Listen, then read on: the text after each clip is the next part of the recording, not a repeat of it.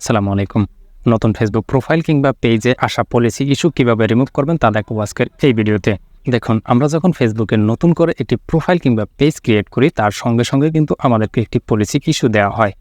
আর এই পলিসি ইস্যুটা আসার কারণে আমাদের মধ্যে অনেক কন্টেন্ট ক্রিয়েটর রয়েছে যারা কিন্তু এই নতুন পেজ ক্রিয়েট করার পর হতাশ হয়ে যায় যে এই পেজে ভিডিও আপলোড দেওয়া ঠিক হবে কিনা, অথবা এই পলিসি ইস্যুটাকে আমরা কিভাবে রিমুভ করতে পারি। আপনি যদি অলরেডি একটি নতুন পেজ কিংবা প্রোফাইল ক্রিয়েট করে থাকেন এবং আপনার পেজেও যদি এই ধরনের কোনো পলিসি ইস্যু এসে থাকে, সেক্ষেত্রে আপনি কিভাবে এটাকে সলভ করতে পারেন তার সহজ 100% সলিউশন দেওয়ার চেষ্টা করব আজকের এই ভিডিওতে।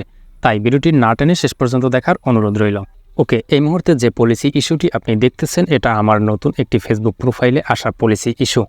তো এই পলিসি ইস্যুটা আপনি একটু ভালো করে খেয়াল করুন। এখানে নিচে লেখা রয়েছে মনিটাইজেশন ইস্যুস এবং রিসেন্ট ভায়োলেশন হিসেবে এখানে লেখা রয়েছে প্রিসেন্স নট এস্টাবলিশড এবং ইউজার নট এলিজেবল। এই দুটি ভায়োলেশনস এখানে দেখাচ্ছে।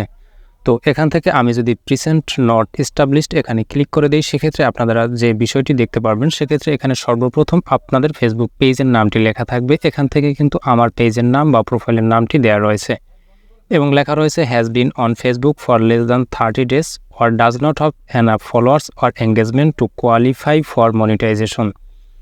অর্থাৎ এই লেখাটি যদি আপনি একটু ভালো করে বুঝতে পারেন, সেক্ষেত্রে আপনার নতুন পেজ কিংবা প্রোফাইলে কেন আপনাকে ইস্যু দেওয়া হয় সেই বিষয়টি বুঝতে পারবেন। তো এখানে তারা যে কথাটি বুঝিয়েছে সেটা হচ্ছে যে এই পেজটি Mohammad Azharul Islam has been on Facebook for less than 30 days, অর্থাৎ আমার ফেসবুক পেজের বয়স 1 মাস হয়নি, অথবা does not have enough follower or engagement to qualify for monetization. অর্থাৎ একটি ফেসবুক পেজ মনিটাইজেশন করার জন্য যে পরিমাণ ফলোয়ার প্রয়োজন, সেই ফলোয়ার কিন্তু এই পেজে ইনক্রিজ না হওয়ায় এই ফেসবুক পেজটি কিন্তু মনিটাইজেশনের জন্য যোগ্য নয়। অর্থাৎ একটি নতুন ফেসবুক পেজ যখন খোলা হয় তখন তার ওই নতুন পেজটিতে কিন্তু এনাফ পরিমাণ ফলোয়ার থাকে না, অর্থাৎ শূন্য ফলোয়ার থাকে, কারণ এই পেজটা নতুনভাবে ক্রিয়েট করা হয়। আর একটি নতুন ফেসবুক পেজের পলিসি অনুযায়ী একটি নতুন পেজ 3 মাস পর্যন্ত, এখানে কিন্তু 1 মাস লেখা রয়েছে, আমরা কিন্তু অনেকেই জানি যে 3 মাস পর্যন্ত একটি ফেসবুক পেজে এই পলিসি ইস্যুটা দেওয়া হয়। এখানে ফেসবুক বলতেছে যে 1 মাস পর্যন্ত এই পলিসি ইস্যুটা থাকে, অথবা যদি এই 1 মাসের ভিতরে যদি কেউ তারা ফেসবুক পেজে এনাফ পরিমাণ ফলোয়ার ইনক্রিজ করে নিতে পারে, তাহলে কিন্তু 1 মাসের ভিতরে এই পলিসি ইস্যুটা চলে যাবে। অথবা যদি সে এই 1 মাসের ভিতরে এনাফ পরিমাণ কোনো ফলোয়ার ইনক্রিজ না করতে পারে, বিষয়টি আপনারা একটু ভালো করে বোঝার চেষ্টা করুন। 1 মাসের ভিতরে যদি এনাফ পরিমাণ অর্থাৎ 4-5 হাজার ফলোয়ার যদি আপনি 1 মাস পেজটি ক্রিয়েট করার পরেই 1 মাসের ভিতরে 5,000 ফলোয়ার যদি আপনি ইনক্রিজ করে নিতে পারেন, সেক্ষেত্রে কিন্তু আপনার এই পলিসি ইস্যুটা কিন্তু চলে যাবে। অন্যথায় আপনার যদি এই 1 মাসের ভিতরে যদি আপনি 5,000 ফলোয়ার ইনক্রিজ না করতে পারেন, সেক্ষেত্রে আপনার এই ইস্যুটা থেকে যাবে 3 মাস পর্যন্ত, অথবা 3 মাস ওভার হয়ে গেলেও কিন্তু আপনার এই ইস্যুটা থাকতে পারে যদি আপনার এই প্রোফাইল বা পেজে যদি আপনি এনাফ পরিমাণ ফলোয়ার ইনক্রিজ করতে না পারেন। এখন অনেকে প্রশ্ন করতে পারেন যে আপনাদের ফেসবুক প্রোফাইল কিংবা পেজে যদি এনাফ পরিমাণ ফলোয়ার বা আপনি যদি এই ইস্যুটা থাকে, সেক্ষেত্রে আপনার ভিডিও আপলোড দিলে আপনাদের ভিডিও কি ভাইরাল হবে কিনা।